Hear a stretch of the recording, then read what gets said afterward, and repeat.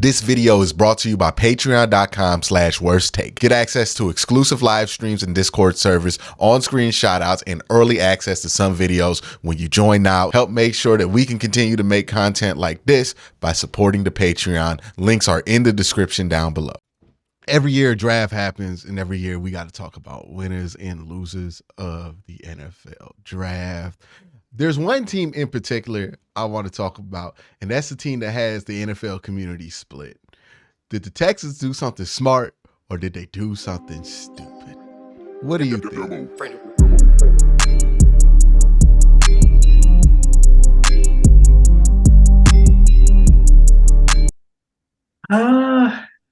See, this is my whole thing about, especially like great drafts. You really don't know for like 3 or 4 years if they actually did something stupid. Now, I know a lot of pretty much all the analytics guys that I trust were like, this is the dumbest trade I've ever seen in my life. But if Will Anderson is like Nick Bosa or Myles Garrett, you're not going to care that they give up that much for him. You know what I mean? So it's really a wait and see kind of a thing, but I understand why people don't like the trade.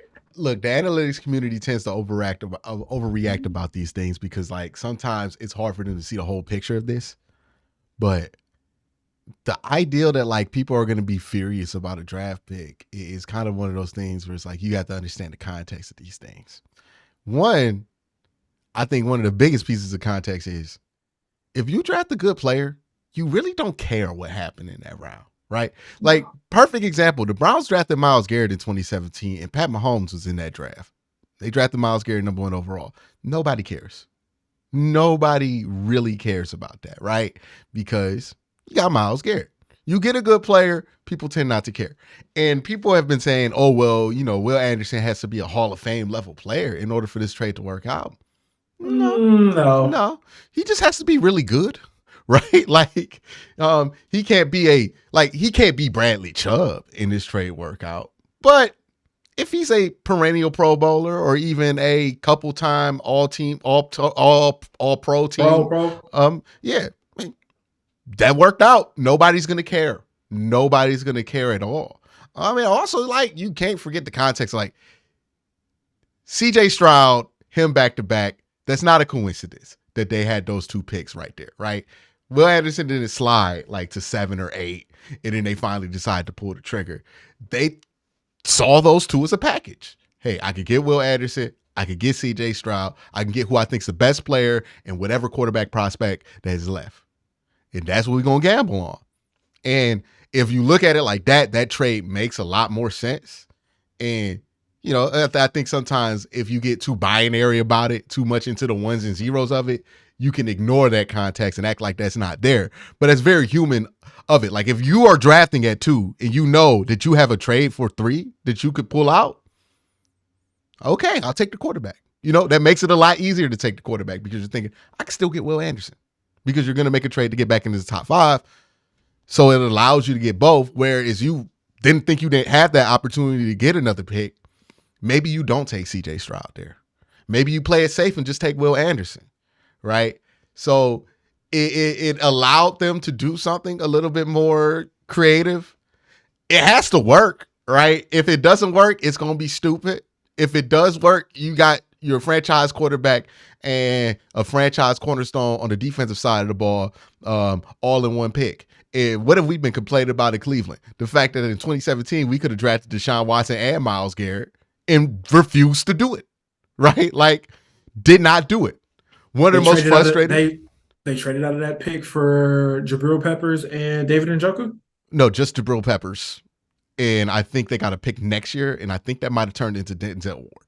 So not a terrible haul, but you would have felt a lot better if you would have gotten a quarterback. So that's one of those things where it's like people are going to have these harsh opinions about it, but it's like you can't tell right now.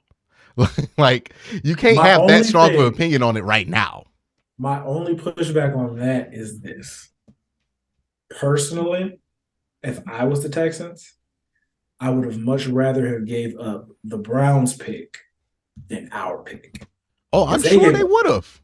They gave up their pick, and I thought that was a mistake. Well, I it's a mistake, but it's like, I don't think they were going to be able to get away with that because the Cardinals are looking at the Browns and thinking, well, they're not going to be a top 5 pick. This is a top 5 pick that we're giving you right here. We think you're going to be a top 5 pick. Like if you're a GM on the other team and you got the Texans pick or the Browns pick, the fact that we're differentiating between these 2 picks so significantly tells you that you think there's a significant chance that Browns pick is in the 20s and that Texans pick is in the 10s. The Cardinals are aware of this too. So like the idea that they're just going to magically forget, oh, we'll take the Browns pick. No, dog, that wasn't going to get it done. Your pick was going to get it done. You know, I see some people on social media like, oh, if they could have given up the Browns pick, it's probably gonna be around the same. It's like, oh no. The Cardinals do not believe that. they did not think that. They did not believe that. And maybe the Texans sell it hard. I would have tried to sell it hard, but they didn't believe that. Well, and if you're the Texans, why trade a pick that you have no control over? You know what I mean? Like, if you're the Texans, you're making this pick because you think you're going to be good right now because of it. So if you get CJ Stroud and Will Anderson and you fully believe in those two that they're going to be able to turn things around, you're thinking in your mind, our pick going to be good. Our pick going to be in the 16 to 20 range. We might make the playoffs. I'm not saying this is what's going to happen. I'm saying this is what the Texans think, right? If they go and make a move this hard to get like a Will Anderson, they're thinking their pick's not going to be in the 10s. And that maybe we could get lucky and the Browns stink and we could still have a top 5 pick without us having to stink to get it. So there is a different thought process there for not wanting to give up the Browns pick. Everybody immediately is going to say, oh, you should have given up the Browns pick because that's what thinks going to have the most value. But you got to look at this from the Texans perspective. They're not making this trade thinking they're going to be sorry next year. Whether or not that happens, I'm not making a determination on that. I think they're still going to stink, but I understand where they're coming from. But let's hear what Joel Klatt has to say. He's one of my favorite analysts out there when it comes to college football, and see who he thinks won the draft in 2023. The Philadelphia Eagles came into this draft with the luxury of having one of the best, if not the best roster in all of football. Okay, they signed their quarterback to that monster deal, and good for you, Jalen Hurts. I absolutely love that for you. Offensive line gets a little bit more depth. It's like, are you serious? The Eagles are going to be the NFC East favorites, the NFC favorites, and quite frankly, maybe even the Super Bowl favorites. Now, granted, they don't have Patrick Mahomes, and that's tough. But they do have Jalen Hurts, who was an MVP candidate, and they had an outstanding draft, and I absolutely loved it. No disrespect to Jalen Hurts. He's really good. But the gap between really good and Pat Mahomes is an insane gap. It's an insane gap. I was talking about this before. The gap from Joe Burrow to Patrick Mahomes is insane. Let's talk about Houston. Houston's boldness and secrecy for that number 2 pick was outstanding. There was so much being talked about in the lead up to the draft about what Houston was going to do. There was a lot of smokescreen about the fact that they didn't love C.J. Stroud and maybe they wouldn't take him and maybe it was going to be Tyree Wilson. Was the pick available? Were they going to trade it? Then there was all of a sudden some of this like, well, maybe they'll take a defensive player and then trade back up and back into the top 10 with their second pick in the first round. I believe it was 12. And lo and behold, that's what happens. And by the way, kudos to Daniel Jeremiah, a friend of the program, as you know, and a great friend of mine. Guy on a mock draft predicts the exact trade. Are you kidding me? Daniel Jeremiah is one of the best people in the business, and he's certainly the best draft analyst in the business. So he nails it. C.J. Stroud with the second pick, trade back up to number 3 with Arizona, and they get Will Anderson. So here they are, and they're sitting there, and they got the best quarterback available to them in C.J. Stroud, and a quarterback, by the way, that there shouldn't have been a lot of debate about, in particular if you listen to this program, and you know exactly how I feel about CJ and his potential. But then they also get what was my best player available in the entire draft. My number 1 overall prospect was Will Anderson. And they tried back up, and they get CJ Stroud and Will Anderson. So kudos to the whole Houston organization for the way that they handled this, the secrecy involved. and quite frankly, the smoke screens that were thrown up, because not a lot of people outside of Daniel predicted that, and it was tremendous. By the way, the team that they traded, I would be remiss if I didn't mention at least Arizona. And while I'm not going to bring them, this is also why I have a hard time believing that the Texans lost this trade. They traded with Arizona, and like Arizona be losing trades, man. Like trades crazy, dog. They be losing some trades. So if they would have did this trade with Philadelphia, they lost that trade. You know what I mean? Like there are certain teams in which you trade with. Like if Pittsburgh had came in there, it gave them this trade. If Baltimore had did this trade, okay, yeah, Texas messed up. I'm not so quick on this one. I think that this could work out. Again, not 100% shot, but it could work out. Bring them up specifically as one of the three that I really loved. Arizona did set themselves up really well for the future. They get an offensive lineman to block for Kyler Murray and Paris Johnson, which is the guy that they wanted anyway. So you move down and get the guy that you were targeting all around. Yo, if Paris Johnson stumbles and falls on Kyler Murray, it's a wrap for Kyler Murray, dog. Like, that is it. Like, Paris Johnson, like 8 feet taller than Kyler Murray. Like,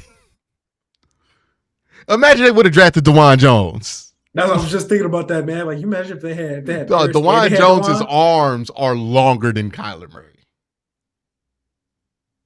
All the time. Not even a joke. And I think that's almost true. Round pick next I think year. it is true. And judging by, listen, I mean, I love Houston's draft, but Houston likely is going to have a top 5 or 6 pick. The way Arizona's roster is right now, they might have a top 5 or 6 pick.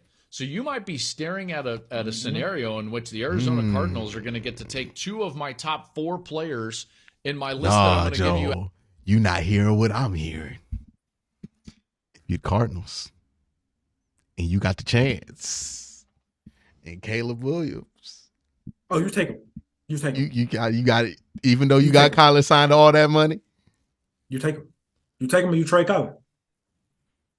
Simple. But if you got the 5th pick of the draft, I don't think you're going to be able to trade Kyler. You know what I mean? Like, if you have the ability to get Caleb Williams, that indicates to me that the season was so unsuccessful that I don't think you're going to be able to trade Kyler, right? Look, man. All that money? You're going to be able to get something. It might not be something good, but you can get something. I don't think you can get nothing. Like, look how little people wanted to trade for Baker Mayfield. That was a 1-year commitment. And, like, we didn't know he was complete trash at that time. We just had an ideal that it might be that way. If Kyler plays bad, like, 2 years in a row, coming off an injury with, like, 3 years left on that contract, dog, he going to be the most expensive backup quarterback of all time, because guess what I'm still doing? I'm Caleb Williams. Listen, I'm drafting Caleb Williams. I don't care. I tell him to his face. Figure out the rest. I tell him to his face, hey, we're taking Caleb. I don't know what you want to do or how you gonna handle it, but you'll be like, doing that. Kyler, we're getting Caleb Williams. Like, I didn't even say this day. I'll be like, hey, look here, bro. It's time. It's Caleb. Ain't time. cutting it. Sorry. Ain't cutting it no more, man. Ain't cutting it no more. You see what you thought we drafted Paris Johnson for you? You see what the Memphis Grizzlies just did to Dylan Brooks? Oh, what they do? When they sent the message through Shams, we will not be re-signing him under any circumstances. That's exactly what I'm doing to Kyler Murray for Caleb Williams. Head in that key card. Head in that key card, bro. I'm gonna need that. No, don't even do it. You don't even gotta bring it back, bro. We just deactivated on our end. The program. All right, let's hear Joel's last so a little note on Arizona. Winner of the day. And then my last team that I want to talk about, in terms of a quality draft, was Pittsburgh. Okay, I really loved Pittsburgh. Oh yeah, we good. All right, so we just ran out of time. We just ran out of time today. So those are the winners and losers of the draft. Definitively, Houston and Philadelphia. We didn't get to the last team, so we don't know who won that one. But y'all have a great day. Have an even better night. Shout out to the national champions of the NFL, man.